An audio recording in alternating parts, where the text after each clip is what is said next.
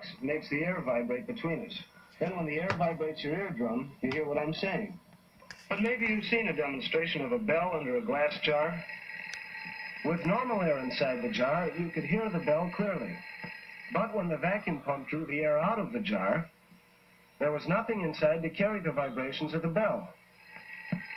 Nothing until the air was let back into the jar. Sound won't travel in the vacuum, so there you are outside, and you could be hitting something, no sound at all.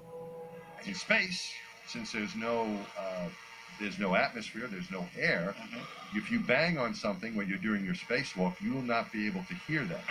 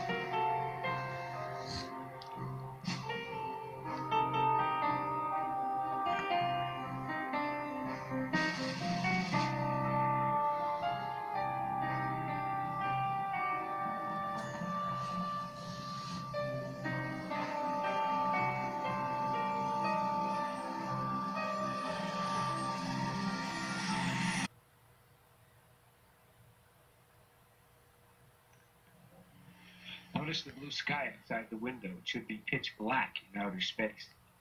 One of the big problems was consumables. There would be enough to eat and drink. But in space, there are other factors. Oxygen to breathe, electrical power to keep the spacecraft alive, water to cool the equipment and keep it operating. To conserve the electric power and cooling water, the crew... Now look at the white light coming in through this window. You can't have white light without atmosphere. It should be pitch black. And see the blue light coming down in the lower right-hand corner coming in from that window? And blue light coming in from this window? The consumables, cooling water, electric power. The LEM water gun was leaking, and we shut that off. I guess it leaked about a quart of water, I would estimate. But it took me about 2 days to get my feet dry, and So I noticed this tunnel coming down from the top of the ceiling of the lamp. What could it be? The next point, Frank, that you see in the picture is you said that this hatch right here opened toward the back, this way. And you can see right here, Frank, that it opens toward the left-hand side. I don't know why you told me it opened toward the back, except that in the Apollo 13 shot, we're going to see it opens toward the back, and I claimed that the Apollo 13 video here was all a fraud. Now you can see the tunnel coming down from the ceiling about a foot. You can see the hatch door, the white silver thing in the back. One of the most important pieces of evidence that we found was this drogue and probe here. This is the front of the command module right here. This here part is called the probe. It attaches to the LEM and pulls the two together in space. This is the opening to the LEM tunnel, and I measured it. It's only 27 inches across, although NASA says it's 32 inches across. And there's metal connector boxes in there. In the end, it was only 24 inches of clearance. This is an artist's concept of what it looked like inside. The astronaut is in the command module, and the probe and the drogue is in the LEM, and they have to go between the two. He has to take that equipment out of there. And so when I measured it, it was 27 inches across, and with the boxes inside, the drogue connector boxes, which you'll see, it only had 24 inches of clearance, and 24 inches, and a man in a blown-up spacesuit trying to get through that tunnel, he would have torn his suit. It would have been a very tight squeeze, but you'll see in their simulator it wasn't. What you see here is the drogue. This is the part that fits into the tunnel of the LEM before they open the tunnel. This is the probe attachment that fits into it from the command module, pulls the two together. This is the command module, which we just showed you, and you can see here the latches attached to this metal ring around the outside. Very important. So in Washington, I videotaped it, and you can see a box inside there that connects the probe, and it looked like it was only about 27 inches wide. So I tried to get over there and measure it, but Alan Liddell would not allow me. When I got this close, he forced the cherry picker away and said, "You cannot measure that hatch." Alan, I wanted to get that hatch. Look at this guy. And it's really Bug-eyed. important that I get the size of the width of that hatch. And we do have a few minutes to get it. Is there any reason why I can't? David Percy was overjoyed at the sight of Armstrong apparently stepping onto the lunar surface in July 1969. David is an award-winning film and television producer, as well as a professional photographer and associate of the Royal Photographic Society. A representative of mankind may well have gone to the moon in 1969, but our research suggests that images of the Apollo landings are not a true and accurate record of such an event. In our view, the Apollo pictures were faked.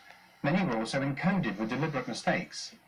In the years following the Apollo missions, it became increasingly clear to us that there were also errors in the continuity between the live TV coverage and the still photographs. Many of the images are replete with inconsistencies and anomalies. These anomalies and errors may well have been deliberately introduced by whistleblowers. The view of co-author Mary Bennett and myself is that these whistleblowers were individuals deeply unhappy with the fraud they were perpetrating they in all likelihood created the errors in the anticipation that one day these mistakes would be discovered and exposed. Now, back in the Apollo days, in order to record the original broadcast material for posterity, it had to be filmed off TV screens during the live enactment of each Apollo mission.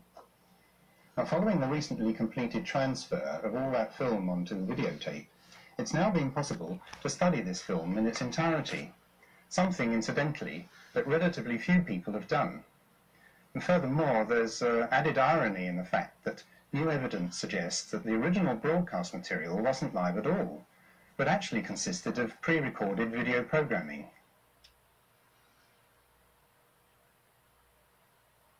Our second example is from Apollo 11 on their way to the Moon, when the craft is allegedly 130,000 miles away from the Earth. This anomalous sequence was also found by a fellow TV producer and Apollo researcher, Bart Sabrell. We're all familiar with the way X-ray pictures are clipped up for examination against the light box. Well, what I'm about to show you is a sequence with a large colour transparency of the Earth clipped up against the window. If I put right behind it, you can see that more clearly. And when it's clipped up against the window, it becomes illuminated by the light of the sun behind it. Okay, Level, we have a picture. We see the Earth right in the center of the screen, over. The astronauts are assured that F22 is the correct exposure. Roger, Houston, Apollo 11. Calling in from about 130,000 miles out. And we'll zoom our camera in slowly. Here is what appears to be the Apollo 11 crew's view of the Earth across the blackness of space. Roger. But why did the choice be made to take this all-important first view of Earth from 130,000 miles out by standing well back, away from the window? Could you describe what you're looking at, over? Roger, you're seeing Earth as we see it, our left-hand window, just a little more than a half Earth. During the sequence, after the camera has zoomed in, surprisingly, something comes between the camera and the Earth, partly obscuring the view. Obviously, this could not happen if they were shooting directly out of the window. It would not then be possible for anything to get midway between the camera and the Earth. South America becomes invisible just off beyond the Terminator or inside the shadow. And now in this wider view, there's also an interior light in the shot. How can that possibly happen? Well, in fact, all that we've just been looking at was televised live from the craft. But the camera was not looking out through the window at all. Had they been filming the real Earth from a position back from the window, it would be difficult to keep the subject well framed, as you can see from this illustration. The Earth in the far distance would be cut off by the window in the foreground when any movement of the camera occurred. We've ringed the edge of the window white for clarity. Remember, it was handheld. And if they had been filming the real Earth when zoomed in, the edge of the window would not be sharp. It would be out of focus like this and spoil the shot, because the focus would have been set at infinity.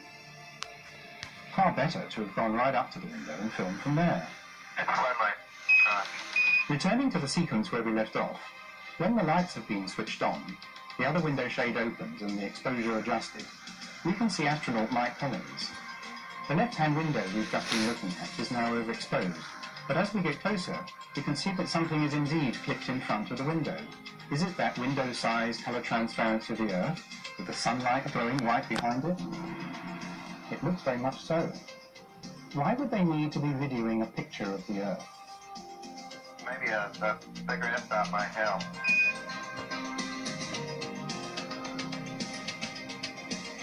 Continuing with the shot, we panned around past Armstrong, who is in the centre of frame, across to the right-hand side of the capsule.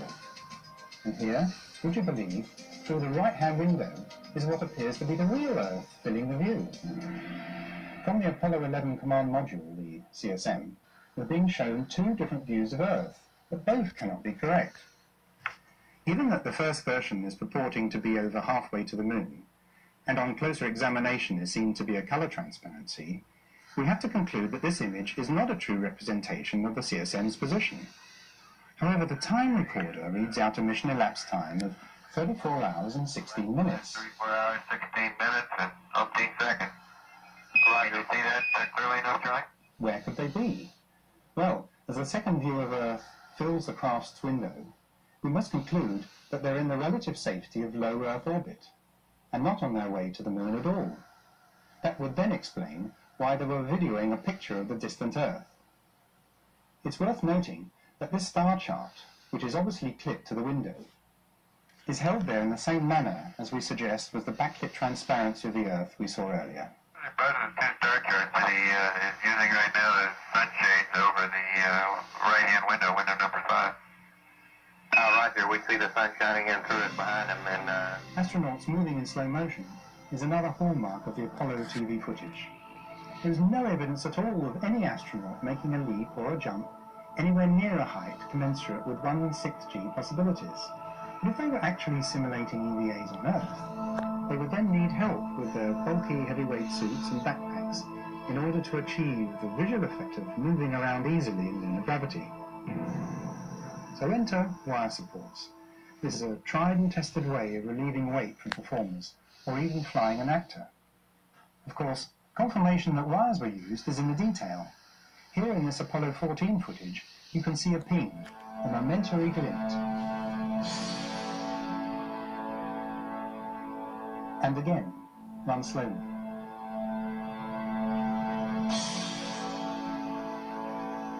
And once more. The frame.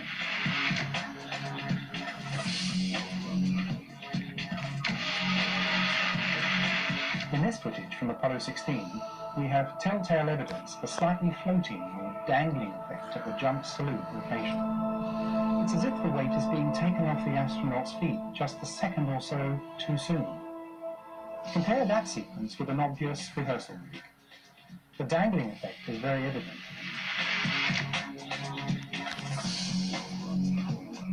And here again, from the same mission, Apollo 16, we have an astronaut who is about to get up.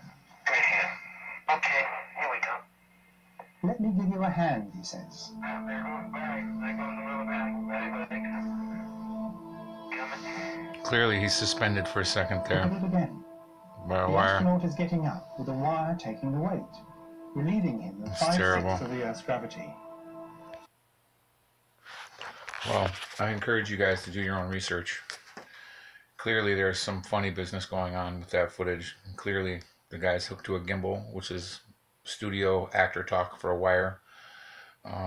Clearly, a lot of this mission was fudged on Apollo 16. Maybe they did land on the moon, and maybe this was just for PR, and maybe the other one's top secret, or who knows. But I know for a budget of $1 billion a year, I'd like to know what they're doing with all that taxpayer money. That means each of us have probably been paying about $8,000 a year out of our own pockets. The money of ours that they waste is just ridiculous. So you have a good one, YouTube. This is Mike Black. I'm signing off. Please study for yourself. Do your own research, and you be the judge. And in the meantime, if you like what I do here, please remember to like, share, and subscribe. Have a good one, YouTube.